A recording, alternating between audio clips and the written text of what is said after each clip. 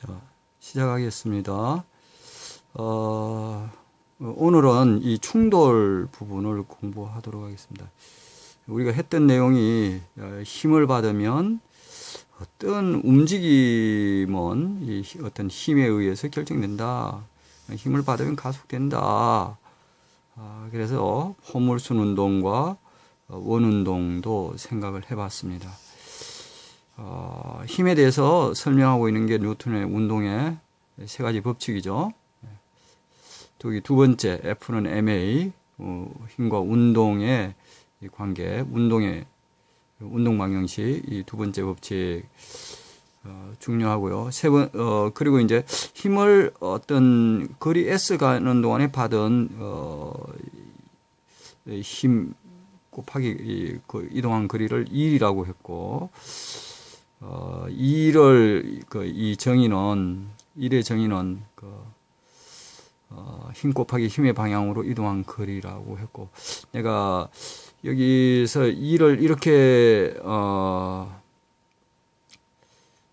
정의한 이유가 2를 받은 만큼, 에너지의 변화가 있다. 그런 이야기를 했습니다. 2를 받은 만큼 에너지의 변화가 있다. 에너지는 뭐냐? 물리에서 정의가 에너지는 일을 할 수 있는 능력 이렇게 이야기했습니다. 일은 FS로 나오고 여하튼 그렇습니다. 예. 그 다음에 이제 오늘은 이제 충돌의 부분을 할 텐데 이 힘을 받은 시간과 어떤 제한된 시간 동안에 힘을 받았을 때 그 힘과 시간을 곱한 것을 충격량이다. 그렇게 이야기하고요. 제한된 거리를 가는 동안에 힘과 거리를 곱한 것을 1이다. 그렇게 이야기했습니다.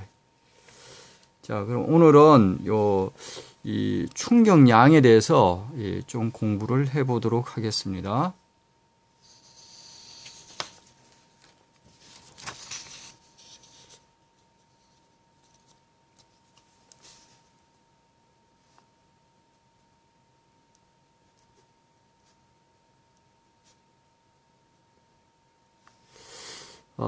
충격량이라는 건 바로 뭐냐면, 어떤 물체가 받은 힘 곱하기 힘을 받은 시간, 다시 말하면 어떤 물체가 이래 있으면 이 물체가 받은, 힘에다가 힘을 받은 시간을 곱해주게 되면 이게 충격량이라고 하는데요.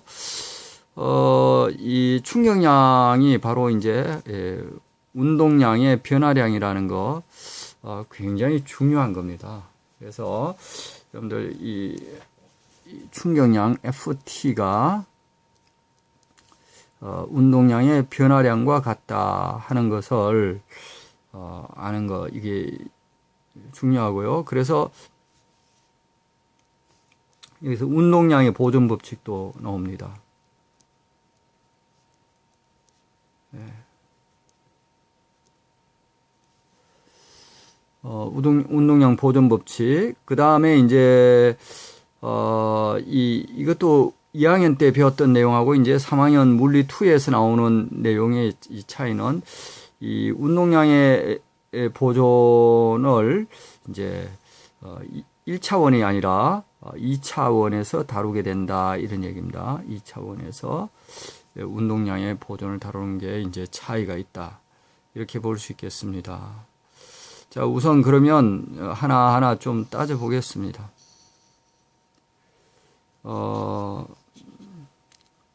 자, 우선 이 충격량, 어떤 물체가 힘을 받았을 때 얘가 힘을 시간 t 동안 받았다고 한다면 얘가 어떤 의미가 되느냐 하면 힘은 ma죠, 그죠? 이게 무조건 나와야 됩니다. ma. 다시 말해서 시간 t 동안에 얘는 힘을 받는 동안에 R자 힘을 받는 동안에 가속된다 이런 이야기입니다. 여러분들 그 AT는 뭐였느냐면 속도의 변화량입니다. 여기에서 A가 뭐가 되냐면 A는 가속도인데 1초 동안의 속도 변화량이죠. 1초 동안의 속도 변화량.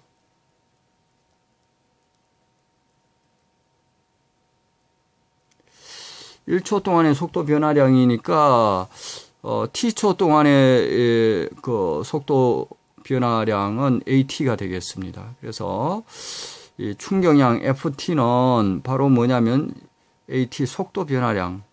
자, 처음 속도를 v0라고 하면 바로 이제 이게 속도 변화량이 나오겠죠. 예. 이렇게 있어서 바로 이제 얘가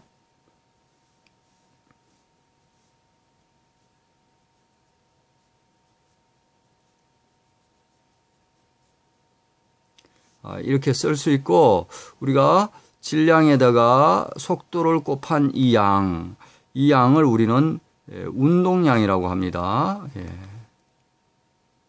그래서 물리에서 이 중요한 양들 중에서 보존이 되는 양들이 중요한데, 이 운동량이 상호간의 힘을 작용하는 상황에서 보존되니까 이게 굉장히 중요한 양에 해당하고요. 그 다음에 이제 에너지도 보존이 되는, 물리에서 보존되는 양들이죠. 그래서 물리에서는 힘 그러면 관심을 쫙 가져줘야 되고요. 그 다음에 어떤 양들이 보존이 되는 양이 어떤 양이 있는가, 이거를 생각하는 것이 물리에서는 상당히 중요하고, 여러분들한테 이런 것들을 시험 문제에서도 아주 잘 냅니다. 자, 그 다음에 이제 여러분들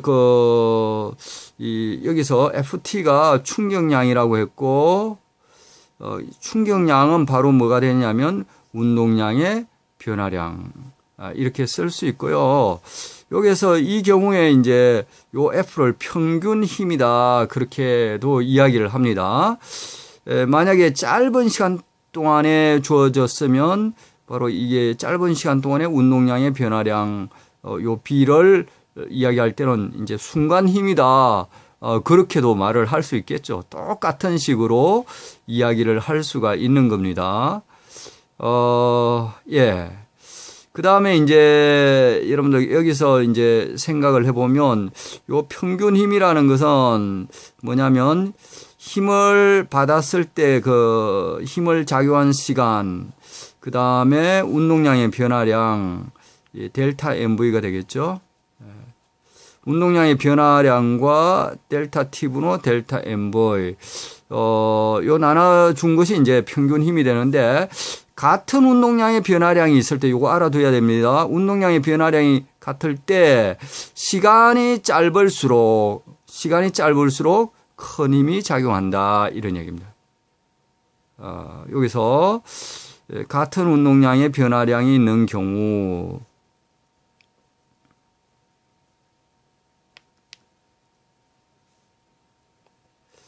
같은 운동량 변화가 되는 경우는 시간이 짧을수록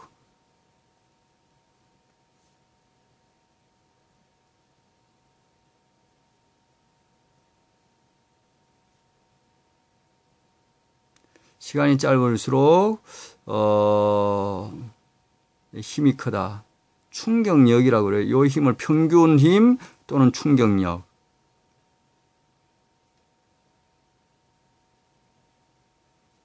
크다.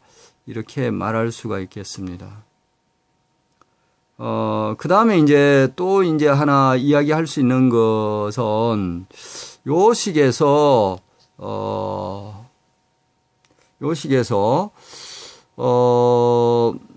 이 힘이 일정한 경우에 평균 힘이 이제 힘을 일정하게 주는 경우에 시간을 많이 줄수록 운동량의 변화량이 크다, 이렇게도 볼 수 있습니다. 예. 그래서 어떤 힘을 받는 경우에 이거는 시간이 길수록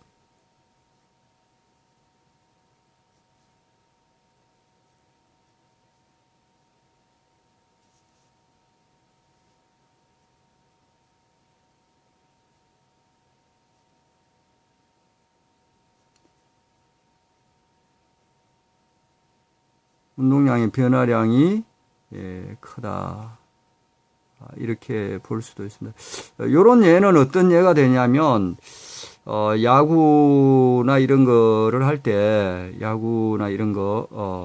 타자가 공을 치는 경우로 한번 생각해 보면, 짧게 끊어치지 않고, 공을 칠 때, 배트에 공이 맞아가지고 좀 오랜 시간 동안에 쭉 힘을 가하게 되면, 이 공이 멀리 운동량의 변화량이 커서, 나중에 운동량이 반대로 굉장히 커지게 되겠죠. 예, 그렇게 되면, 홈런 때리고 이렇게 할 때는, 공이 배트에 닿아 있는 그 힘을 받는 시간이 길게 타자가 치주는 그런, 감각을 가지고 쳐야 될 것 같고요. 되겠죠. 요런 예는 어떤 예가 되냐면, 같은 운동량의 변화인 요런 예는, 같은 운동량의, 변화가 있는 경우는, 예를 들어서 이제 어떤 같은 높이에서 어떤 물체가 떨어지는 거예요. 떨어지는데, 하나는 딱딱한 그 콘크리트에 떨어질 수도 있고, 아니면 푹신한, 이불에 떨어질 수도 있겠죠. 콘크리트에 떨어질 수도 있고요. 이불에 떨어질 수도 있습니다. 그렇게 했을 때, 이런 그 상황의 경우에는 이 떨어질 때 속도가 같고, 최종적으로 이제 속도가 같으니까 최종 운동량 변화량은 같겠죠? 그래서 운동량 변화량이 같은 경우에, 요 이불에 떨어질 때는 시간이 길게 걸리니까 평균 힘이 작다, 이런 이야기죠. 계란 같은 거 떨어지면 이불에서는 안 깨지지만은 콘크리트 바닥에서는 그냥 깨지겠죠. 왜냐하면 정지하는데 걸리는 시간이 짧으니까 바로 이 충격력이 크다. 운동량 변화량은 같은데 짧으니까 평균임 충격력이 크다. 이렇게 볼 수가 있는 겁니다. 예. 그 다음에 우리가 운동량 보존에 대해서 조금 이야기를 하려고 합니다. 운동량 보존. 조금 이따가 하겠습니다.